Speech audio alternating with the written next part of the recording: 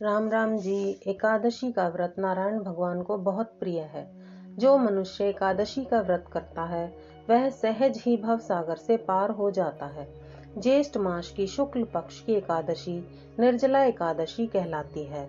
इस एकादशी को पांडव एकादशी या भीम एकादशी के नाम से भी जाना जाता है। पूरे वर्ष में 24 एकादशियां आती हैं, परंतु उन सभी में निर्जला एकादशी का विशेष महत्व है, क्योंकि इस दिन व्रत करने से बाकी सारी एकादशियों का भी फल मिल जाता है।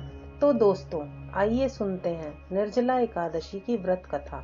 एक बार पांडवों में शक्तिशाली भीमसेन ने महात्मा वेद व्यास जी से अपनी व्यथा सुनाते हुए प्रश्न किया कि हे मुनिवर, माता कुंती, युधिष्ठिर, अर्जुन, नकुल व सहदेव ये सभी एकादशी का व्रत करते हैं और उस दिन अन्न ग्रहण नहीं करते, और मुझसे भी एकादशी का व्रत करने को कहते हैं, परंतु मुनिवर, मुझसे भूख बर्दाश्त नहीं होती है।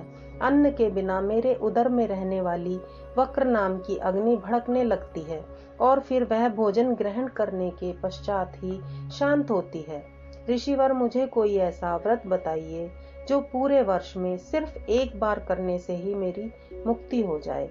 यह सुनकर वेद व्यास जी मुस्कुराने लगे और कहने लगे कि वृषभ और मिथुन की संक्रांति के बीच ज्येष्ठ मास की जो एकादशी आती है, तुम उसका व्रत करो। इस एकादशी में स्नान व आचमन के सिवा जल वर्जित होता है।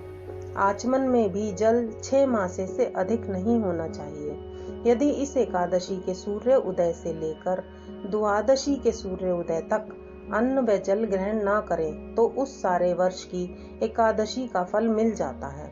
द्वादशी को स्नान आदि से निवृत्त होकर ब्राह्मणों को भोजन व दान कराकर स्वयं भी भोजन ग्रहण करें। केवल एक दिन निर्जला रहने से मनुष्य को समस्त पापों से मुक्ति मिल जाती है। उन्हें लेने यमदूत नहीं, भगवान के पार्षद आते हैं। अतः संसार में सबसे श्रेष्ठ निर्जला एकादशी का व्रत पूरे प्रयत्न से करना चाहिए। हो सके तो गोदान भी करना चाहिए। दिन भर ओम भगवते वासुदेवाय नमः का जाप करते रहना चाहिए। जल से भरा पात्र, वस्त्र, जूते, पंखे आदि दान करने चाहिए। व्यास जी की आज्ञा अनुसार भीमसेन ने निर्जला एकादशी का व्रत विधि विधान से पूर्ण किया और द्वादशी को व्रत का पारण किया। महात्मा वेद व्यास जी कहते हैं, जो मनुष्य इस व्रत को करते हैं वे विष्णु लोक को जाते हैं, तथा जो मनुष्य भक्ति पूर्वक इस कथा को पढ़ते या सुनते हैं उन्हें मोक्ष की प्राप्ति होती है। तो ये कथा आपको कैसी लगी, कमेंट में जरूर बताएं। हमारे चैनल को सब्सक्राइब करना ना भूलें। धन्यवाद।